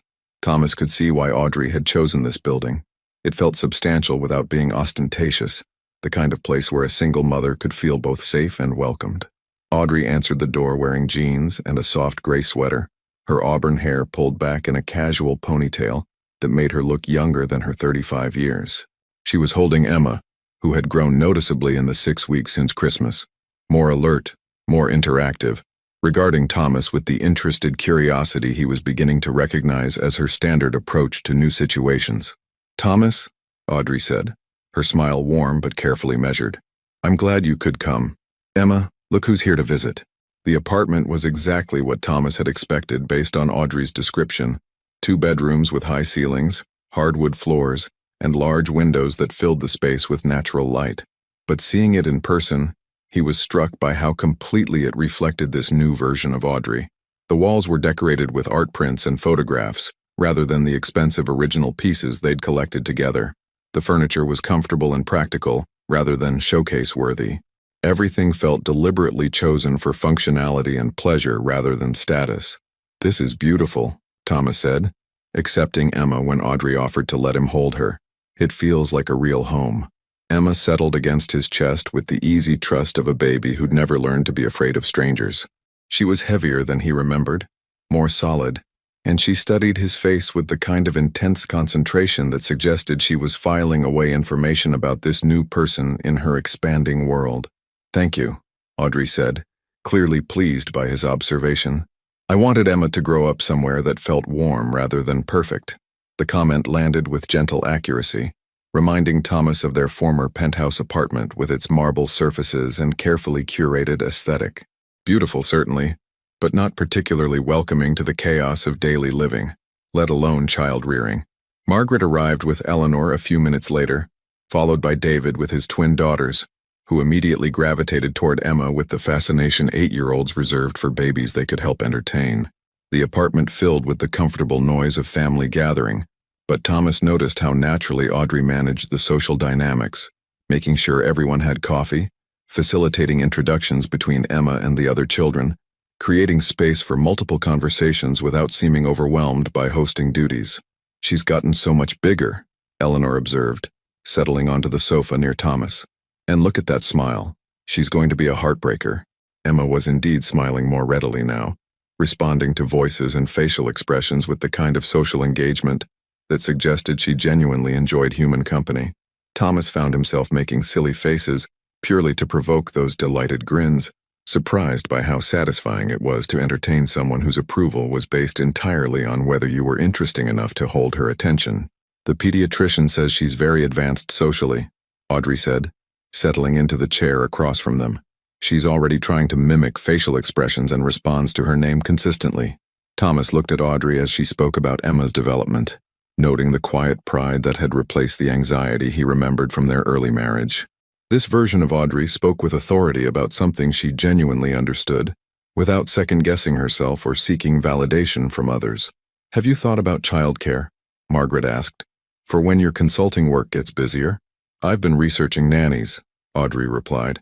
"I want to be selective, find someone who understands that I'm not looking for a substitute parent, just support so I can maintain some professional focus. Emma and I have a good rhythm now, and I don't want to disrupt that unless it's with the right person." Thomas found himself impressed by Audrey's approach to the practical challenges of single motherhood. She'd clearly thought through the logistics carefully, planning for contingencies without seeming anxious about the unknowns. It was the same methodical intelligence she'd brought to museum work, applied now to the project of raising Emma. What kind of consulting are you doing these days? David asked with genuine curiosity. Audrey's face lit up with enthusiasm. Mostly authentication and provenance research for smaller galleries. Last month I worked with a dealer in Santa Fe who'd acquired a collection from an estate sale. Turned out to include 2 previously unknown sketches by a minor impressionist that were worth significantly more than anyone realized. Like detective work, Grace observed from the floor where she was helping Emma practice reaching for toys. Exactly like detective work, Audrey agreed. You follow clues, research historical records, sometimes discover that a painting's story is completely different from what people believed for decades. Thomas watched Audrey describe her work, remembering the passion she'd always had for art history, but noting how much more confident she seemed discussing it now. During their marriage, she'd often downplayed her expertise, especially in social settings where business discussions dominated. Now she spoke about authentication techniques and market trends with the easy authority of someone who knew her value in her field. That sounds fascinating, Eleanor said. And it must be satisfying to work on projects where your expertise makes such a difference. It is, Audrey agreed. And the flexibility allows me to be present for Emma, while still using my education and experience. It's the best of both worlds, honestly. As the afternoon progressed, Thomas found himself observing the dynamics between Audrey and Emma with growing appreciation. Audrey seemed to intuitively understand when Emma needed attention, and when she was content to observe the adult conversation. She narrated their interactions in a way that kept Emma engaged while still participating fully in the family gathering. It was the kind of seamless multitasking that spoke to how completely motherhood had integrated into her identity. When Emma began showing signs of needing a nap, the family began the gradual process of departure. Thomas lingered, ostensibly helping with cleanup, but really wanting a few minutes of private conversation with Audrey. "Thank you for including me," he said as they worked together to restore the living room to its original order. "This was nice, seeing how you've set up your life here." Audrey looked at him directly, and Thomas caught something searching in her expression. "I'm glad you came. I wanted you to see that Emma and I are doing well, not because I need you to know that, but because I thought it might give you some peace about everything." The generosity in her statement hit Thomas unexpectedly. Even now, even after everything they'd realized about their marriage, Audrey was thinking about his emotional well-being, wanting him to be free from guilt or regret about her choices. "Can I ask you something?" Thomas said, settling Emma's toys back into their designated basket. "Of course. Do you ever miss it? Being married, I mean. Having someone to share the daily decisions with?" Audrey considered the question seriously before answering. "I miss some things about being married," she said finally. "I miss having someone to discuss interesting articles with over breakfast. I miss having a built-in date for family weddings. But I don't miss feeling like I need to get permission to want what I want. And I definitely don't miss second-guessing my instincts about what's best for my life." Thomas nodded, understanding that she was being honest without being hurtful. "I think," he said carefully, "I'm starting to learn the difference between wanting companionship and wanting someone to validate my choices." Audrey smiled, and for a moment she looked exactly like the woman he'd fallen in love with 8 years ago. Intelligent, curious, generous with her attention when someone was working through something important. "That's a good distinction to understand," she said. "And Thomas, I hope you find someone who wants to build something with you rather than just fit into what you've already built."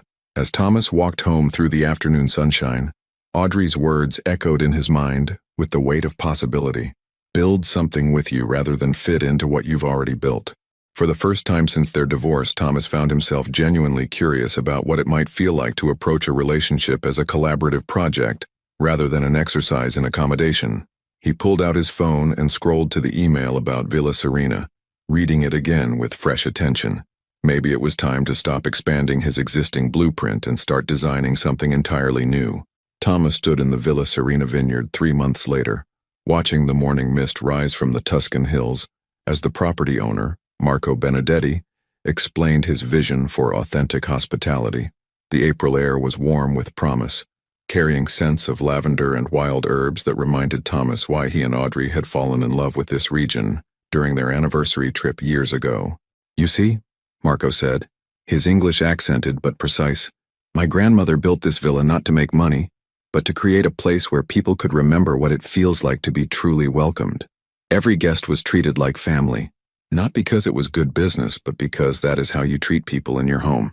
Thomas nodded, understanding that Marco wasn't just describing a hospitality philosophy, but articulating something Thomas had been struggling to define for months: the difference between achieving success and creating meaning. The challenge, Marco continued, is maintaining that intimacy while having the resources to preserve the property for future generations. We need a partner who understands that some things become more valuable when they are not scaled up. As they toured the villa's 12 unique guest rooms, each one decorated with antiques from Marco's family and artwork from local artisans, Thomas found himself thinking about Audrey's comment about building something together rather than fitting into existing structures. This partnership wouldn't follow Reed International's typical expansion model. It would require creating something entirely new, a hybrid approach that honored tradition while ensuring sustainability. "I'm interested," Thomas said as they concluded the tour, "but I want to be clear about what I'm proposing. This wouldn't be a Reed International acquisition. I'd want to create a separate entity, a new company that operates according to different principles." Marco's eyes lit up with genuine excitement. "You understand then? We are not trying to become like everyone else. We are trying to remain ourselves while becoming viable for the long term." That afternoon, Thomas called Margaret from his hotel room in Florence, feeling a combination of exhilaration and nervousness that reminded him of his early entrepreneurial days. "You sound different," Margaret observed after he'd explained the Villa Serena opportunity. "Happy, but also terrified. It's been a while since I've heard both emotions in your voice simultaneously." "I think," Thomas said, looking out his window at the medieval architecture that had endured for centuries, "I'm finally making a decision based on what excites me, rather than what seems strategically obvious. And that terrifies you because I have no idea if I'm any good at making decisions that way." Thomas laughed, recognizing the honesty in his admission. "For 20 years, I've been following a business model that worked. Now I'm essentially starting over with principles I've never tested." "Thomas," Margaret's voice carried the gentle firmness of someone who'd known him since childhood, "do you remember when you first bought the Boston Hotel? You had no experience running hospitality properties. You just knew you wanted to create something that felt like the kinds of places our family enjoyed traveling to." Thomas did remember that decision. The combination of excitement and terror, the sense of stepping into unknown territory guided only by instinct and hope. When had he stopped trusting those impulses in favor of proven formulas? "The difference," he said slowly, "is that I was younger then. Failure seemed less permanent. The difference," Margaret corrected, "is that you have more to lose now, which makes authentic choices feel riskier. But Thomas, you also have more resources, more experience, and more understanding of what actually matters to you. If anything, this is the perfect time to take risks that align with your values." After they hung up, Thomas found himself walking through the narrow streets of Florence as evening settled over the city. The architecture around him represented centuries of people making bold, creative choices, artists and architects who'd risked everything to bring their visions to life, creating beauty that had endured far longer than any practical considerations that might have motivated them. His phone buzzed with a text from Audrey. "Margaret mentioned you're in Italy exploring a new venture. That sounds exciting." Thomas paused on a bridge overlooking the Arno River, surprised by how naturally he wanted to share details about his trip with her. Over the past few months, they'd developed an easy text correspondence, not frequent, but comfortable when it occurred. He wrote back, "Exploring a partnership with a small family property in Tuscany, very different from my usual approach." Her response came quickly. "Different how? Smaller scale, focused on authentic experience rather than scalable profit margins. Probably crazy from a business perspective. Sounds like you're leading with values instead of just metrics. When did you become so wise?" Thomas found himself smiling at his phone. "I had a good teacher. Someone once told me authentic choices feel scary and exciting at the same time." "Smart teacher," came Audrey's reply. "How does this choice feel?" Thomas considered the question seriously before typing, "Terrifying," which probably means it's right. "I'm proud of you," Audrey wrote back. "Not that you need my approval, but I wanted you to know." The unexpected kindness in her message hit Thomas with surprising force. Audrey had no obligation to support his professional decisions, no reason to invest emotional energy in his career evolution, but she was offering encouragement anyway, not because she needed anything from him, but because she genuinely wanted him to succeed at becoming whoever he was meant to be. "Thank you," he typed. "That means more than you probably know." 2 days later, Thomas was back in New York sitting across from his lawyer and accountant as they reviewed the legal structure for his new venture. Reed International would remain his primary business, but the Tuscan partnership would operate as an independent entity with its own philosophy and financial model. It's unconventional, his lawyer admitted, but structurally sound. You're essentially creating a laboratory for a different approach to hospitality investment. The risk is minimal, his accountant added, since you're not leveraging your existing properties. But the profit potential is also more limited than your typical acquisitions. Thomas nodded, understanding that both advisors were doing their jobs by highlighting the practical considerations. But for the first time in years, profit potential felt secondary to the possibility of creating something meaningful. I want to move forward, Thomas said, but I have one more conversation I need to have first. That evening, Thomas found himself standing outside Audrey's apartment building, holding takeout from the Italian restaurant where they'd had their first date 8 years ago. He'd texted to ask if she'd be available for dinner, explaining that he had something he wanted to discuss and that it seemed appropriate to share Italian food while talking about an Italian venture. Audrey answered the door wearing a sundress that matched the spring evening. Emma balanced on her hip with the easy confidence of someone who'd mastered the logistics of single parenthood. Emma had grown substantially in the months since the playdate, more interactive, more expressive, regarding Thomas with recognition rather than mere curiosity. "This smells amazing," Audrey said, accepting the takeout containers. "Emma and I were just finishing her dinner. She's gotten very interested in solid foods lately, mostly interested in wearing them rather than eating them." The apartment felt familiar now, comfortable in a way that reminded Thomas of the early days of their relationship when they'd spend hours talking over long dinners, sharing observations about art and travel and the kinds of lives they wanted to build. As they ate, Thomas explained the Villa Serena partnership, describing Marco's philosophy and the challenge of preserving intimate hospitality in a business environment that rewarded scale over authenticity. "It sounds like what you've always wanted to do," Audrey observed, settling Emma in her high chair with toys to occupy her attention. "Create places that feel like destinations rather than just accommodations." Thomas realized she was right. During their marriage, his favorite business conversations had always centered around properties that offered unique experiences. Hotels where guests felt like they were discovering something special rather than just booking a room. Somewhere along the way, he'd gotten caught up in metrics and market share and forgotten what had originally excited him about the hospitality industry. "There's something else," Thomas said, feeling nervous in a way that reminded him of their early relationship. "I want you to consider consulting on the project." Audrey looked at him with surprise, Emma making happy babbling sounds that provided a cheerful soundtrack to the sudden tension in the room. "Thomas," Audrey said carefully, "I'm not sure that's wise. We found a good balance as friends, but working together might complicate that." "I know it sounds complicated," Thomas agreed, "but hear me out. Marco wants to incorporate local art into the guest experience. Not just decorative pieces, but educational components that help visitors understand Tuscan artistic traditions. You have exactly the expertise we need, and the consulting arrangement would let you control your level of involvement."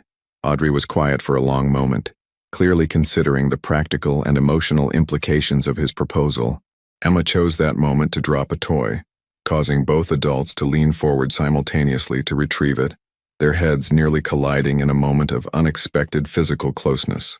"Sorry," Thomas said, but he didn't immediately move away.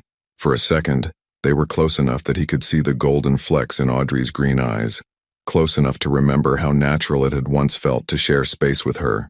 "I'll think about it," Audrey said finally, her voice softer than before. "It does sound like an interesting project, and I appreciate that you thought of me."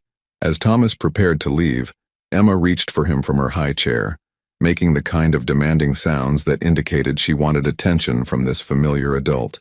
Thomas lifted her, surprised by how solid and warm she felt, how readily she settled against his chest.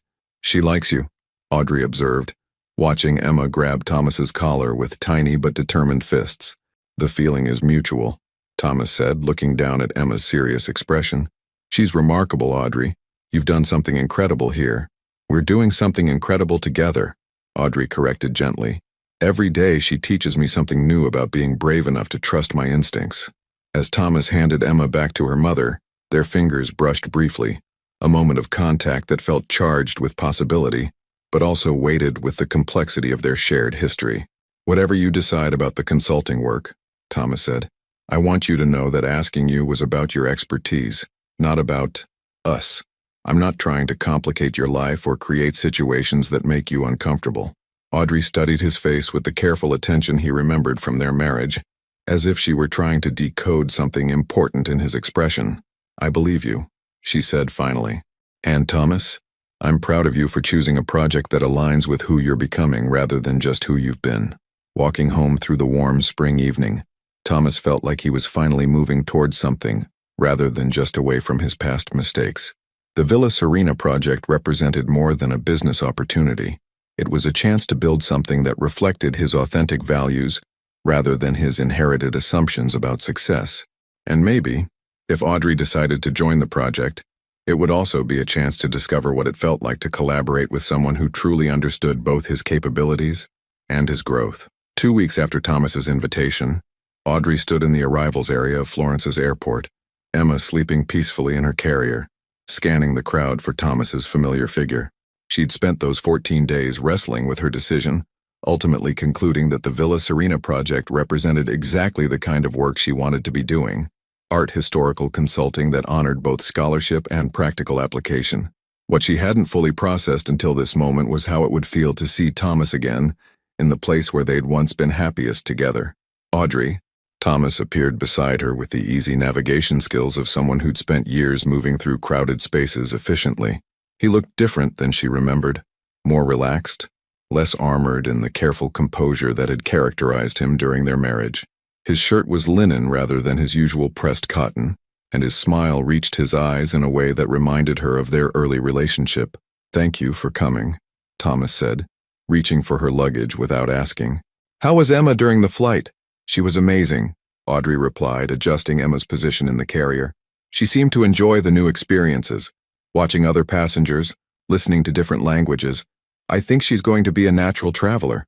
As they walked toward Thomas's rental car, Audrey found herself studying his profile, noting the subtle changes that 6 months of intentional living had created. His shoulders seemed less rigid, his movements more fluid. Whatever internal work he'd been doing was manifesting in physical relaxation she hadn't seen in years.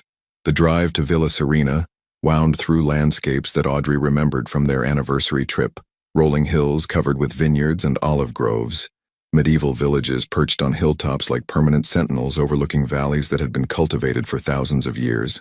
Emma was awake now, fascinated by the changing scenery visible from her car seat. "She's very alert," Thomas observed, glancing in the rearview mirror at Emma's intent expression. "Does she always pay such close attention to her surroundings?" "Always," Audrey confirmed. "The pediatrician says it indicates high intelligence, but honestly, I think she's just naturally curious about how the world works. She wants to understand everything she sees." Thomas smiled at that assessment. "She gets that from her mother." The comment was casual, affectionate, but it carried weight that made Audrey glance at Thomas more carefully. During their marriage, he'd rarely made observations about her personality traits, at least not in terms that suggested he'd been paying close attention to how her mind worked. This felt like recognition rather than polite flattery. Villa Serena appeared around a curve in the road exactly as Audrey remembered it. Golden stone walls covered with flowering vines, cypress trees creating dramatic vertical lines against the rolling landscape, gardens that looked both meticulously maintained and completely natural. But approaching it with Emma, as a single mother rather than a wife, felt like viewing a familiar painting from an entirely different angle. Marco Benedetti met them in the courtyard, his enthusiasm for the project evident in the way he immediately began explaining his vision for incorporating art historical context into the guest experience. As they toured the property, Audrey found herself genuinely excited by the challenges he described. How to make Renaissance artistic techniques accessible to modern travelers. How to create educational experiences that enhanced rather than interrupted the pleasure of staying in such a beautiful place. "We want guests to understand not just what they're looking at, but why it was created this way," Marco explained as they stood in the villa's main salon, where 14th century frescoes covered the walls. These paintings weren't just decoration. They told stories, conveyed status, connected the family to larger cultural movements. "Exactly," Audrey said, shifting Emma to her other arm as she studied the frescoes more carefully. "And the techniques used here, the gold leaf application, the perspective experiments, represent a specific moment in artistic evolution. Guests could learn to see this room as a time capsule rather than just a pretty backdrop." Thomas watched Audrey discuss the artistic elements with Marco, noting how animated she became when describing the historical significance of various decorative choices. This was the Audrey he'd fallen in love with, passionate, articulate, able to make complex ideas accessible without dumbing them down. But now she was doing it while effortlessly managing Emma's needs, creating an impromptu presentation while a 7-month-old babbled commentary from her arms. That evening, after Emma had been settled in the travel crib in Audrey's room, the 3 adults gathered on the villa's terrace for dinner. The view stretched across the valley toward distant hills, and the air was warm with late spring temperatures and the scent of jasmine from the gardens below. "This project could work beautifully," Audrey said, accepting a glass of wine from Marco. "The challenge will be creating materials that enhance the experience without overwhelming it. Guests shouldn't feel like they're taking a museum tour, but like they're being invited into the cultural context that makes these spaces meaningful." "Precisely," Marco agreed. "Thomas, you have chosen an excellent consultant. Dr. Collins understands exactly what we hope to achieve." Thomas raised his glass, looking directly at Audrey. "Two excellent consultants and meaningful projects." As they touched glasses, Audrey felt something shift in the evening's atmosphere. Not quite romantic tension, but definitely a deeper level of mutual recognition than had characterized their recent interactions. They were no longer just Thomas and Audrey, the divorced couple navigating friendly post-marriage dynamics.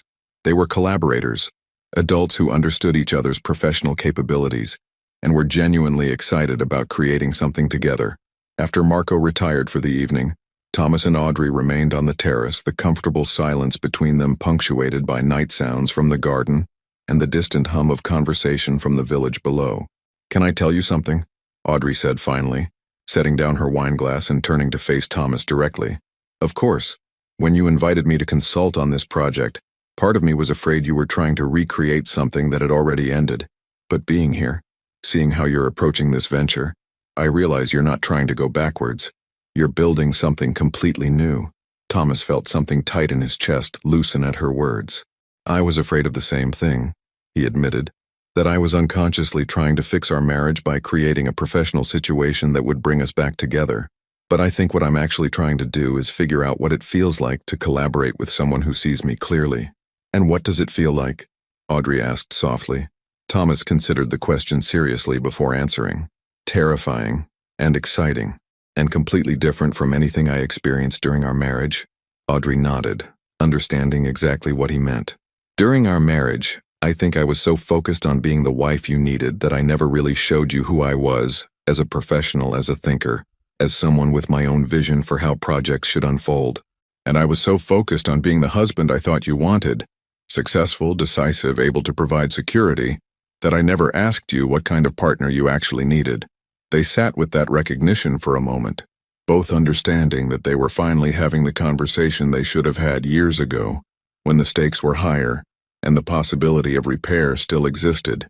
"Thomas," Audrey said, her voice carrying a kind of gentle finality, "I need you to know that what we had wasn't a failure. We weren't wrong to get married, and we weren't wrong to get divorced. We were just two people learning how to be ourselves, and sometimes that process isn't compatible with being married to each other."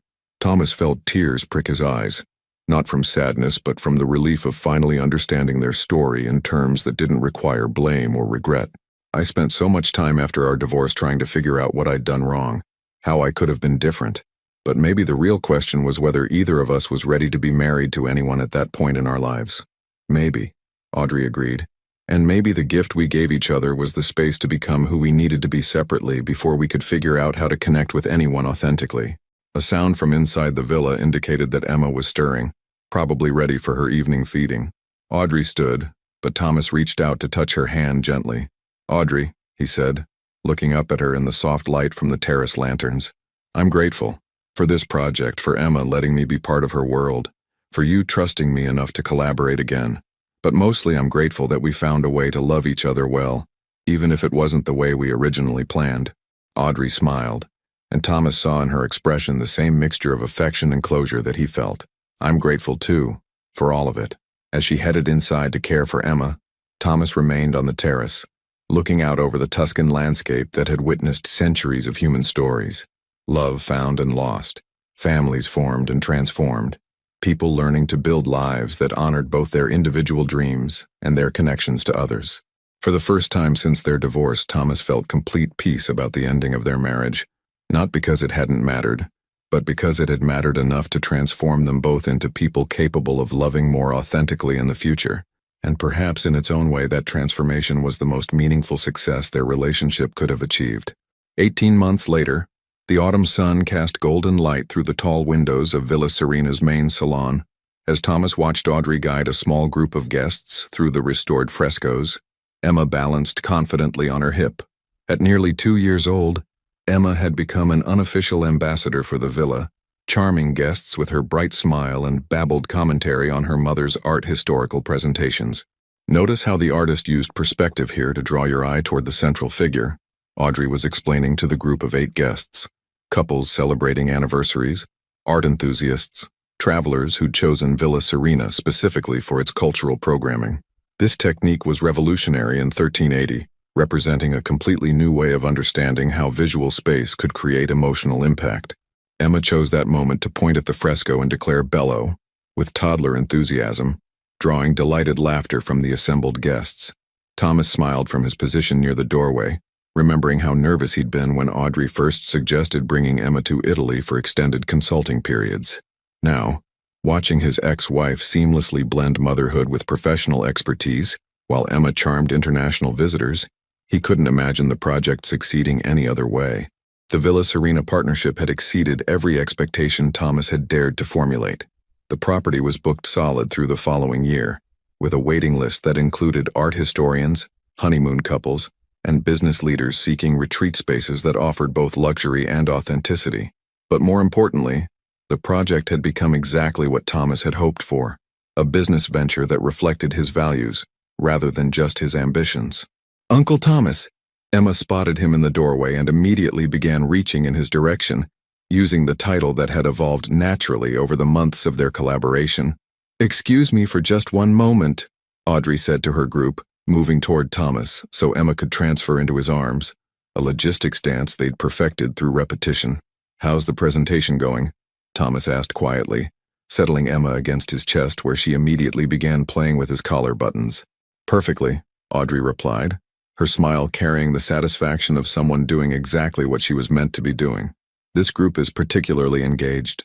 3 of them have already asked about extending their stay to attend tomorrow's workshop on Renaissance painting techniques." As Audrey returned to her group, Thomas carried Emma outside to the villa's gardens, where Marco was overseeing the installation of new sculptures from local artisans. The partnership between Thomas, Marco, and Audrey had evolved into something none of them had anticipated, not just a business collaboration, but a friendship built on shared values and complementary expertise. "She is remarkable, your Audrey," Marco observed, watching through the window as Audrey gestured toward details in the frescoes. The guests always leave feeling like they have discovered secrets rather than simply received education. Thomas didn't correct Marco's assumption about possession. After 18 months, the distinction between their professional and personal relationships had become beautifully complex in ways that defied easy categorization. They weren't married, weren't dating, weren't trying to recreate their past relationship, but they had become something rarer, true collaborators who understood each other's strengths and supported each other's growth without needing to define or control the connection. "She's always been remarkable," Thomas replied, lifting Emma so she could examine the leaves of an olive tree that had been producing fruit for over a century. "I just finally learned how to pay attention." That evening, after the guests had dispersed to prepare for dinner, Thomas found Audrey on the villa's terrace where she was reviewing notes for tomorrow's workshop, while Emma played with wooden blocks nearby. The scene had become familiar over the months, Audrey seamlessly managing professional responsibilities while staying present for Emma's needs, creating a model of working motherhood that looked effortless, but Thomas knew required careful choreography. "Successful day?" Thomas asked, settling into the chair beside her.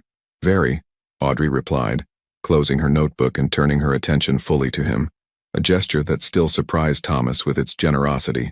During their marriage, she'd often seemed to listen to him while thinking about other things.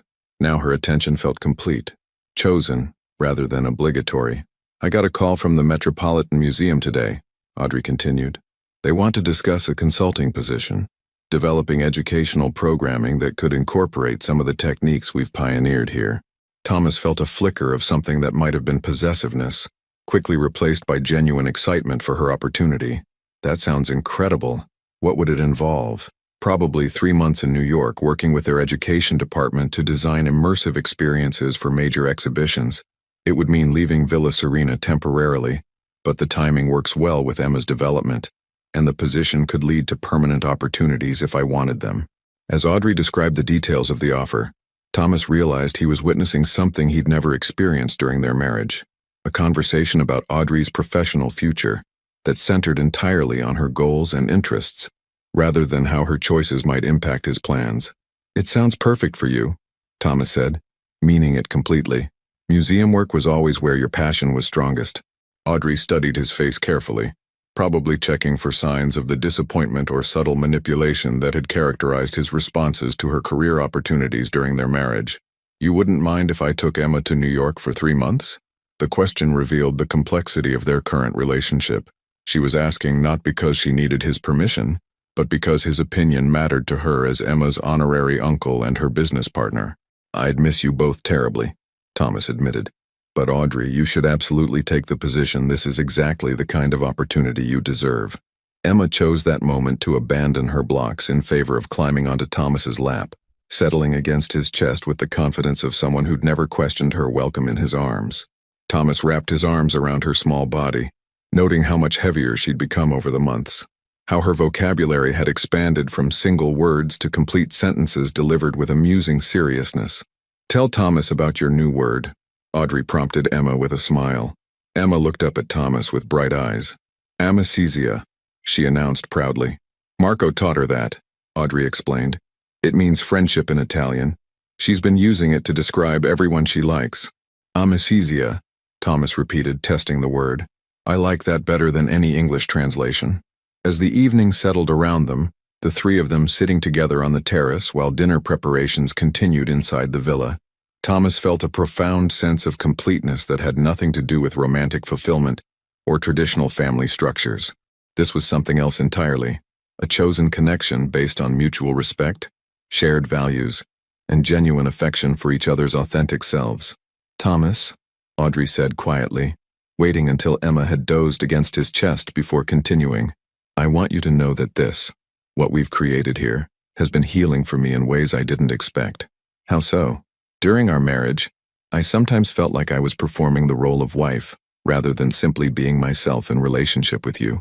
But working together here, raising Emma while building this project, it's taught me what collaboration actually feels like when both people are genuinely free to be who they are." Thomas felt the truth of her observation settle into his understanding. "I know what you mean. For the first time, I feel like I'm contributing to something that reflects my authentic values, rather than just my inherited assumptions about success. And Emma gets to see adults working together with respect and affection, even when their relationship doesn't fit conventional categories," Audrey added.